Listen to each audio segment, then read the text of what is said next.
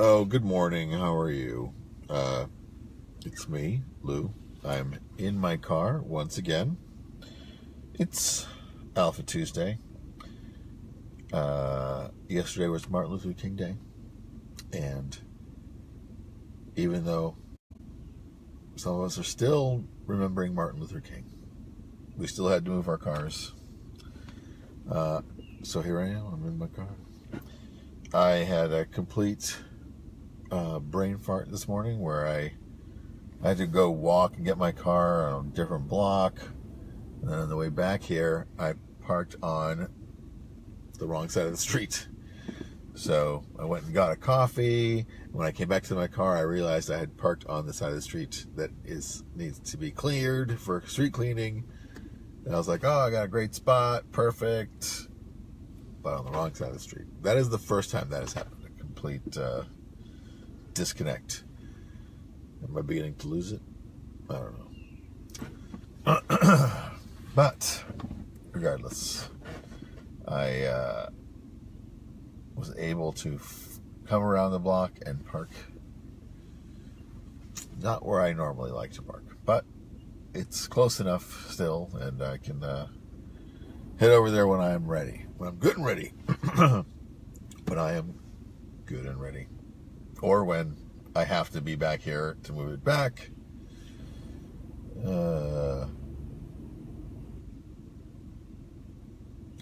What a bit of nonsense this is. Oh, well, I hope everyone had a delightful weekend. I didn't, but what are you going to do? Such is life.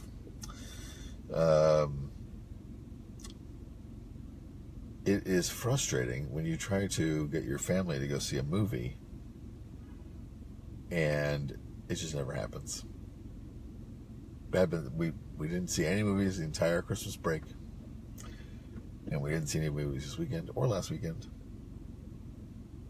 There are movies I'd like to see in the theatre, but currently that is not even an option because I can't get them to go.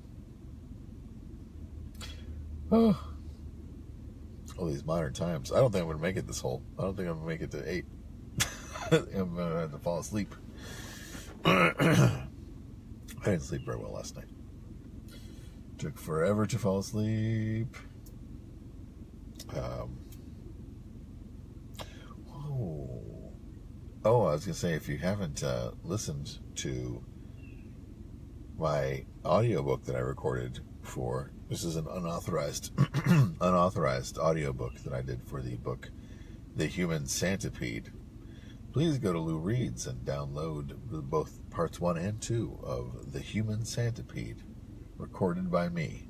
This is, of course, the new holiday classic about someone terrorizing the land of Christmas and making a human centipede out of the elves. Now, it is addressed in the book that elves are not humans, so it would be an inhuman centipede. But you get the idea. But the book is not good.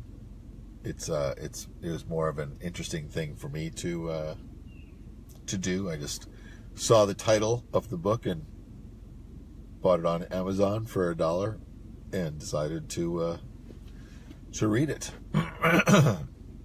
So, yes, if you have somewhere you're going to go on a nice drive, why not listen to 3 hours of me reading The Human Centipede for you? I think that's a good use of your time.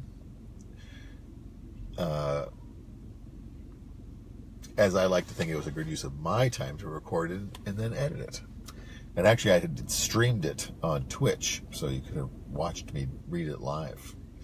I cut out all my flubs and beer drinking and general negativity. But, yeah. I don't know if you can tell, I'm not just wearing a hat. This is a some kind of Pokemon hat. I want to say Gengar. I'm not sure. But, yeah, I bought this for the boys a long time ago, and they have never taken to wearing it. I can't imagine why. But they just don't seem to care about representing Pokemon when they're in the street. Pokemon in the streets, Digimon in the sheets. You know how it is. I found that entertaining. I was going to say about this dumb hat. Oh, it's warm because it's felt. So I wear it. I also like to think that I'm distracting predators because they're not sure which eyes to look at. I'm being cagey. Maybe I'm this is just a natural defense, I think. But oh man, I am super tired. What was I gonna say? You know what I watched was on Amazon Prime Video. They had this Paul Shearer, this comedian, and he somehow, this is one of those things I just have a hard time believing anyone would greenlight this kind of a project, but it was they reenacted episodes of Total Request Live with Carson Daly from the 90s or like 2000s, and they're not like completely accurate, like 100% faithful recreations, but it's just like the script, and they deviate from it a little bit, but it's just super weird to see it recreated. And I watched all 8 episodes or whatever it was. I was just like, what's happening? This is totally nuts. It was really very, very funny and weird. And then they did another weird series where they were, I don't think this was new. They recreated fake TV intros from the 80s. So there was some kind of funny ideas. My favorite was a cop who gets killed, and they download his brain onto 5 floppy disks or something like that, and he becomes Cop Pewter, which was and then is it Jennifer Beals or Jessica Biel? It's like is his partner, and he's always carrying this like giant ancient 80s computer, and of course he has funny quips and whatnot. It was a good time. I enjoyed it. That was just one of the many silly things. They were literally 90-second bits.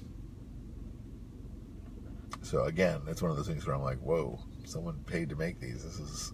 I'm glad they did because I'm enjoying it, but it's also mildly surprising. What else was I going to say? There's so many things to say, and also so many things not to say, depending on, your mood. Oh, I was going to say the ticket lady was out here, the meter maid, and I, it's 28 degrees outside, but I guess people got to get tickets. Because she was out here checking, and this car over here, I thought I was going to get a picture of her writing a ticket, but someone had already got that car and gave them a ticket, so she moved along. Plus, I think she was on the phone. It appeared to be, or she was crazy, talking to herself. But, maybe when you're on the phone, you don't notice as many parking infractions. So she just let them get away with it. I don't know, ears forward, ears back, ears up. Clearly would be preferable, but then it also looks like my head might be flying somewhere. Did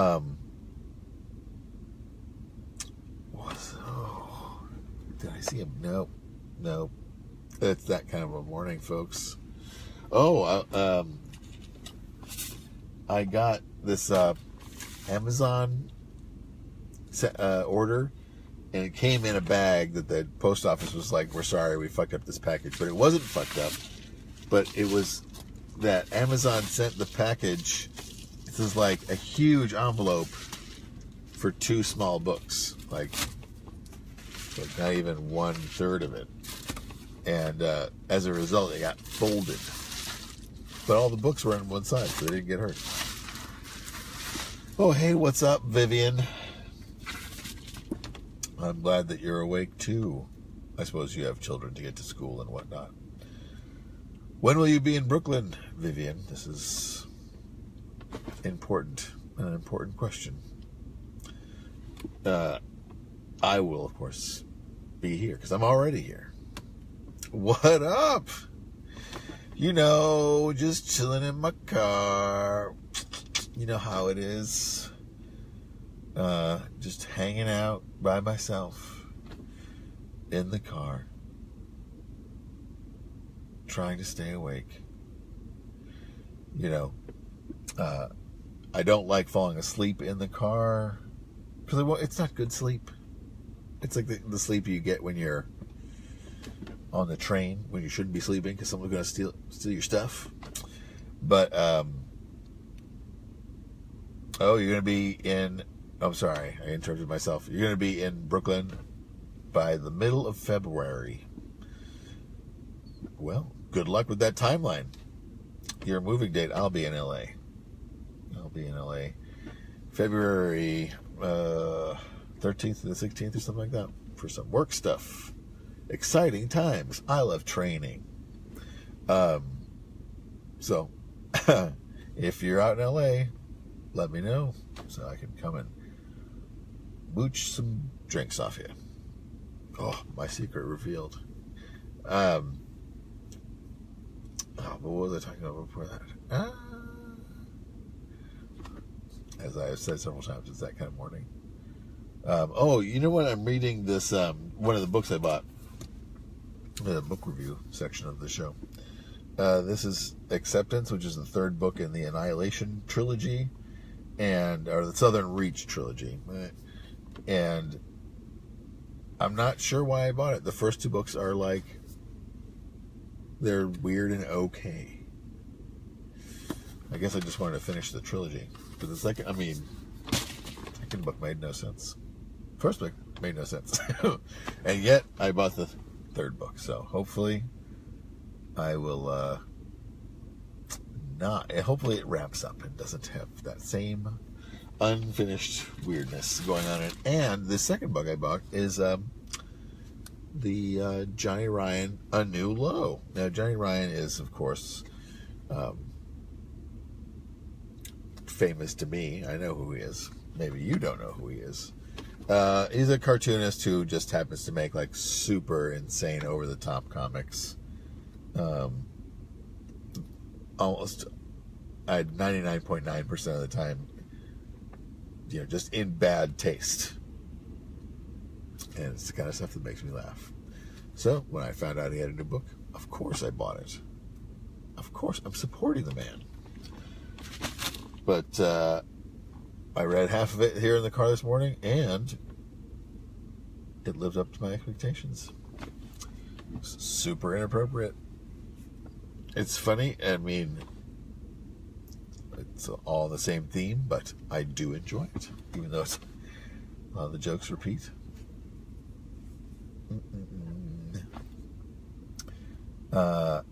We were talking last night while I was playing video games with my video game pals about what if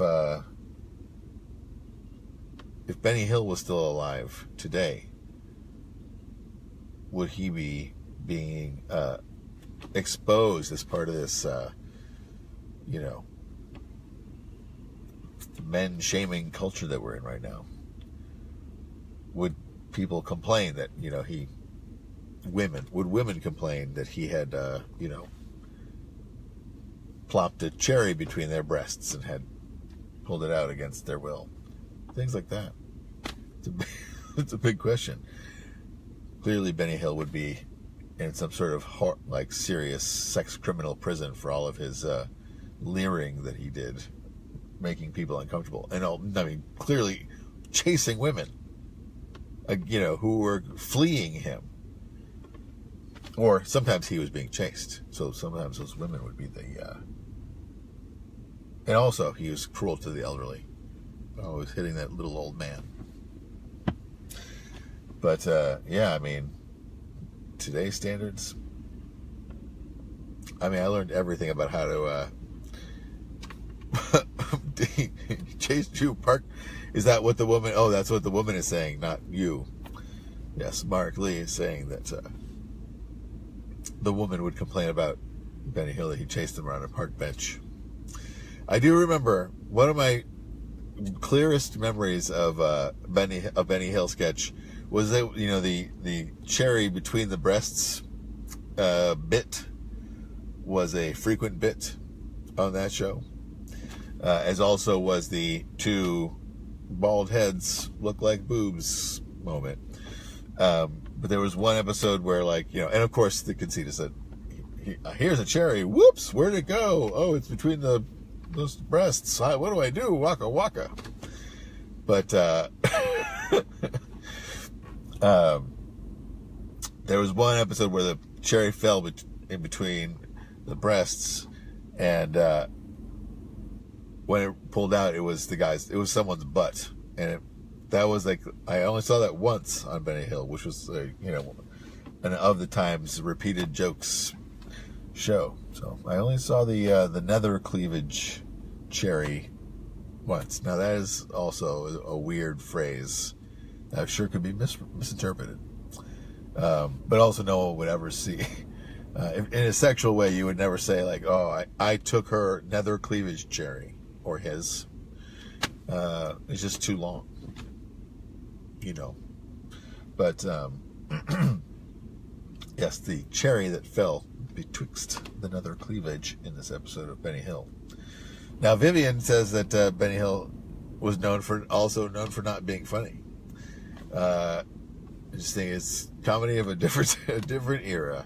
I enjoyed it growing up because I enjoy elder abuse as well as lechery.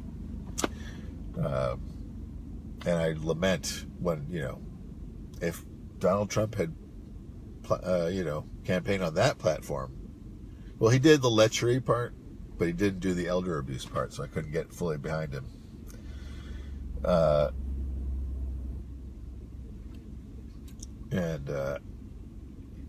He's that joke. I'm not gonna say that joke. Too early. Oh my goodness.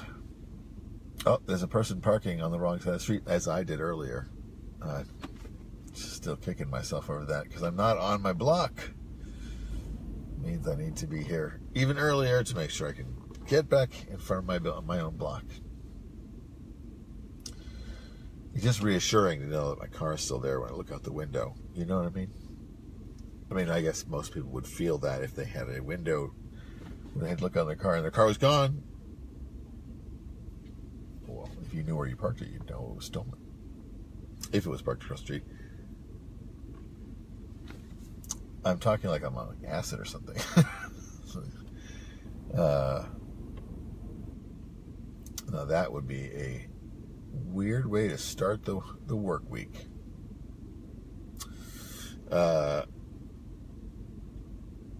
I would like to talk to someone who made that choice to be like, it's Tuesday, I got this hit of acid. I don't want to wait until I actually have 16 hours of free time, so I'm just going to drop it here before I have my vitamins and vitamin L, and then go to work. I think you would have a very difficult time.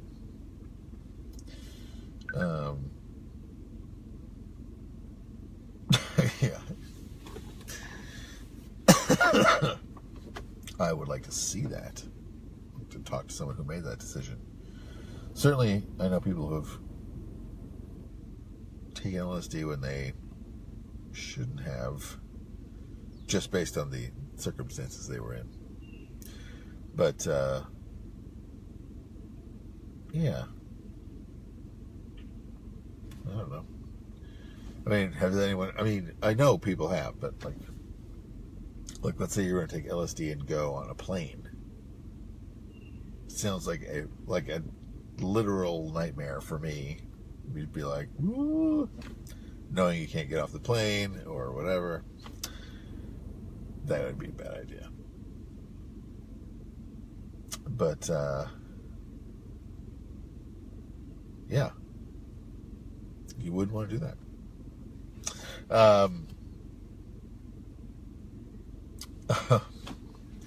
Holy moly. I'm exhausted. Oh. Wait. Oh, that's right. We did talk about that Casper thing. I saw... What did it... I'm literally speaking gibberish now. So, no complete thoughts coming out of the mouth. Oh, does anyone know anyone at Brick Media, the Brooklyn Public Access? Because I was talking about putting this on the Public Access because you can tell. This is riveting. But, yeah. All those places have such weird, obscure... You know, it's public access, but it's not super easy to get your show on the air. And now it should be even easier than ever to get your show on the air because it's like... So everyone can edit video at home. Everyone has video cameras on their phones. It should be very easy to just, if public access is a thing, then you should just be able to upload video and have a show on the air. A scheduled show. I'm not just saying everyone can just be like constantly interrupting each other's show. Jesus Christ, that is a gigantic car. Very close. I got a Uber here, Uber there. People be Ubering. You know that's what people say. They be Ubering. Oh, Mark was asking if I take other drugs when I fly. I took Ambien once, and then I didn't go to sleep, so I saw double, and it was unpleasant. And it wasn't recreationally. I wasn't like, you know what, let's take some Ambien. I was trying to fall asleep because I was going to Switzerland to go skiing. And, but I was also watching the movie Rockstar. And so for a while there, it was 2 Mark Wahlbergs or whatever. But, yeah, other than that, no. I don't drink on the plane. Maybe sniff a little glue.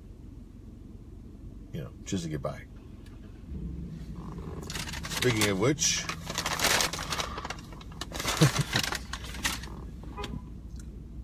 Now that's right, I was talking about the decision to take LSD in the morning before a work day. Yeah, it'd be a bad idea. Except, you know, unless you microdose, you know, do you microdose? Wait. A guy just got in his car and then drove and then parked on the wrong side of the street. It's that kind of day. People be making all kinds of mistakes. You know, everyone had a crazy party for MLK. But now we all got to get back to work. I wonder if in the future Martin Luther King Day will just become a day where people barbecue. And it'll be more about getting together like Labor Day. Holy moly. Well, that's going to do it for me. I'm going to go back to my apartment and feel crappy. Thanks for tuning in and watching me suffer here, everybody. Goodbye. Oh.